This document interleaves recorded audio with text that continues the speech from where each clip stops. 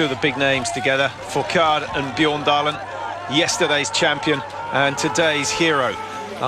One behind the other. Bjorndalen just sitting in behind the Frenchman, 28 seconds down off the lead, so still a potential winner. Le Gallic's in with a shout of getting his second victory of his career and the second one of the season. Pinter's not out of it quite yet, who started in 4th, has dropped down into 10th place. Further down the order, Zdeněk Vítek of the Czech Republic. He seems to have been around for an age, Mike, but he's still going well. Vítek, and one of the, well, few, I say, there have been many. Vítek, so far, 10 out of 10. Doesn't like the standing quite as much. Look at Jakob Fak coming to the higher point of the hill. It's been a very lonely race when you're on your own. Now, what are his chances of clearing all the targets? Looking at his standing performances so far, he missed 2 out of the 10 in the individual in Östersund. He missed 1 in the sprint in Östersund, and he missed 2 out of the 10 in the pursuit. So he's running at about an 80% hit rate in the stand. If he hits 8 out of the 10 today in the stand, he's still got a good chance because the pressure on the chasers at the moment is immense. Look at the damage that Fak has done. He left the range 3 seconds ahead of Bernbacher. He's now 15. Fak making it look easy, but hurting the rest. Okay, what about Martin Fourcade? Is he pulling his group along a little bit faster? He was 24 behind. And now you can see 26. So Jakob Fak skiing faster than anyone else out there on the tracks at the moment. Bjorndalen sticking totally, utterly in behind Martin Fourcade. Certainly it's extending his comfort zone at the moment. This track, though, Patrick, it allows you from the high point a long recovery before the final little climb into the range. And I think that's why so many shot the perfect score yesterday on a windy day. Moravec still in there, only 50 seconds. The Czech Republic doing well with Vítek, Moravec. Schlesinger missed 2 first time in. Karl-Johan, bib 7, the Swede, skiing well. He had the 4th fastest ski time yesterday on the track. Well, we've got a moment. A quick look at the wind conditions. Again, it's not easy, changing every time they come into the range. And you can see the smoke in the factory in the background. The wind has changed about 180 degrees from yesterday's race. So it does create a whole different wind system in this range area. Fak skiing faster than anyone else. Can he keep his pulse under control?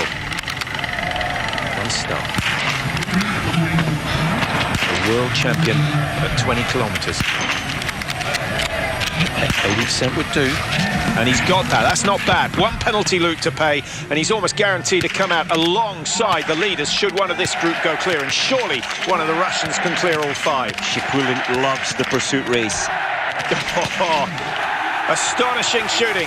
Bernbacher matches the young Russian. Shipulin, remember, such a champion at junior level. Malishko clears 5. Makoviev is the only Russian to make a mistake in that leading group of 3 from Russia. Bjorndalen, 2 misses in the stand, and surely that's the end of his chance of taking the win. And the Canadian Le Gallic has thrown 3 wide. No surprise to see Martin Fourcade clear 5. Now Pinter with a chance to come back.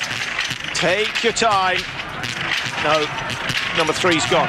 Pinter lives only 8-10 kilometres down the road. He knows this range better than anybody. Just pushing too hard on the track, I think. Doesn't matter, you can't see the wind, Mike. You get a feel for the entry, you get a feel for the personality of a range, and there is a slight advantage on a home range, apart from the crowd, but they're mostly German today. Lesser. Oh, 3rd one. The last shot missed as well. 3 penalties. Well, Bergman's the only man from the chasers who's gone and made up good ground. That's an excellent 5 out of 5 for him. Another mistake from Emil Hegler Svensson.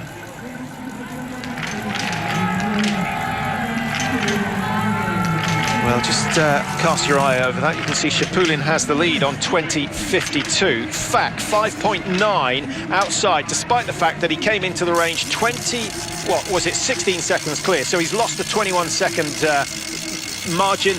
which is exactly one penalty loop, so that makes sense. Now it's a question of whether Fak tries to close that 6 seconds down on Chapulin, or whether he just eases up, makes sure of the targets and saves something for the last lap. How would you play it? Like, I think the form that Fak showed last time, he has the ski legs, the ski pace to close that gap down. I think he'll be trying to put pressure under Chapulin. In fact, he's making an impression already. So get in behind the leaders, put pressure on them, and Fak is killing himself to do that. I think that's a sensible strategy. And Chapulin looking back, he's just checking who's behind him. They're big names, they're good names. Well, it was interesting, Mike, those in the top 5 or 6 shot pretty well on this first standing shoot. The ones who seemed to be under the most pressure were those who were 30 to 45 seconds behind. They had nothing to lose at that stage. They had to take the risks. They couldn't afford 10-15 seconds to prepare for the first shot, and they paid a heavy price. Only Bergman went clear from that group of 15 to 20 athletes. Interesting point, and it's a valid point. You feel you're being left behind in the pursuit at the front. You have to stabilise. They're taking longer to shoot because they've got more to lose. Those further back in the pack, I think you have to go for the higher risk strategy, to come in harder, to shoot faster. Well, only 2 men, as far as I can see, have shot the perfect score so far.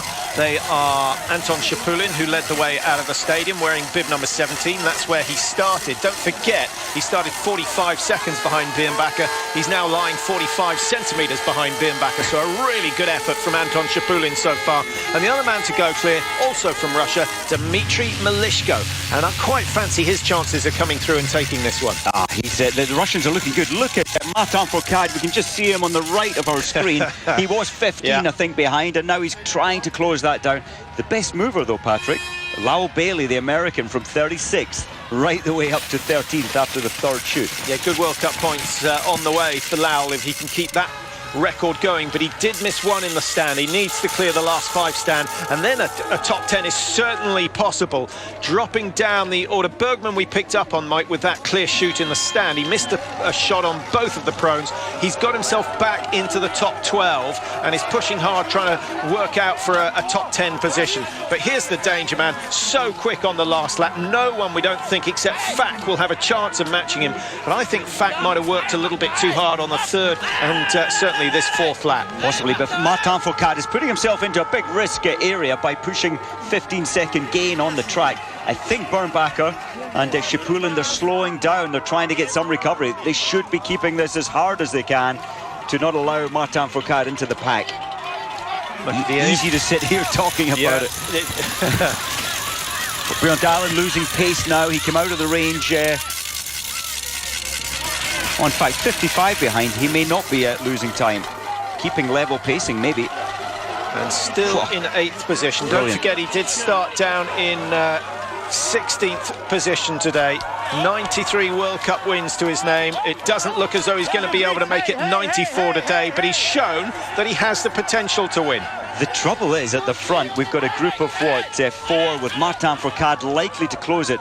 Those 5, a lot of damage can happen with those 5 on the big pressure final shoot, so maybe there is an opportunity for but the chances McAvey, of all Lindstrom. 5 leaders missing a shot are pretty slim. One of them at least is going to shoot the perfect score, probably 2, and they'll probably both be in the Russian suits. It would be unusual if all 5 cleared. It would be unusual, so we'd expect maybe 2, possibly 3. Well, let's hope so, because last year we had some fantastic sprints, some involving Martin Fourcade's brother Simon. Fourcade is punishing himself up this climb. He knows psychologically to make contact with them. He will get his recovery on the descent down back into the range. Well, it's a big long climb. This shot flattens out the hill, but you can see from the facial expression from Freddie Lindstrom that he is right on the limit as he makes the summit of the last climb before the range.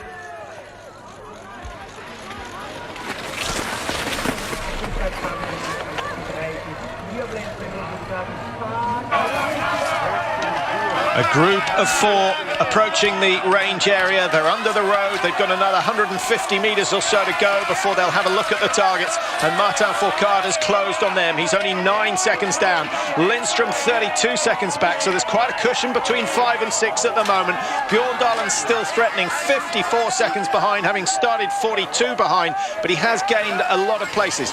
Pinter started 4, down in 9th at the moment. And Ustigov, not a bad run from Ustigov. Now under pressure from Carl-Johan Bergman of Sweden, but it's all about the leading 5. We have the winner from yesterday, Bernbacher. We have the multiple world champion, Martin Fourcade, who'll be in lane 5. Shipulin and Malishko of Russia, and sandwiched in between them all is Jakub Fak of Slovenia. Fak has proved he's good under pressure. He likes the big occasions, but he's thrown one wide. Now it's Shipulin's chance. Martin Fourcade taking his time. I think he's confident of his ski speed. A mistake from Bernbacher, Shipulin, Fak, Martin Fourcade and Malishko.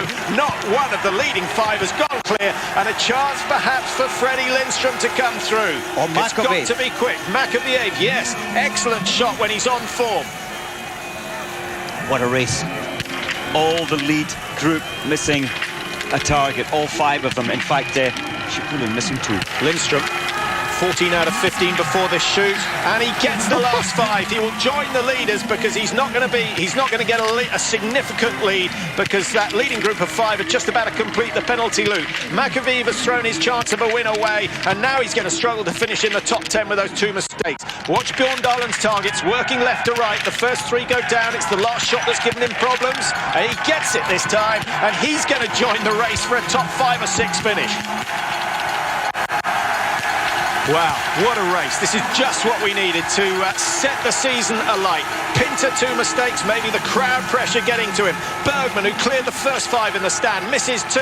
His chance is gone. And Lowell Bailey, Mike, the biggest mover outside the top 30 at the start of today.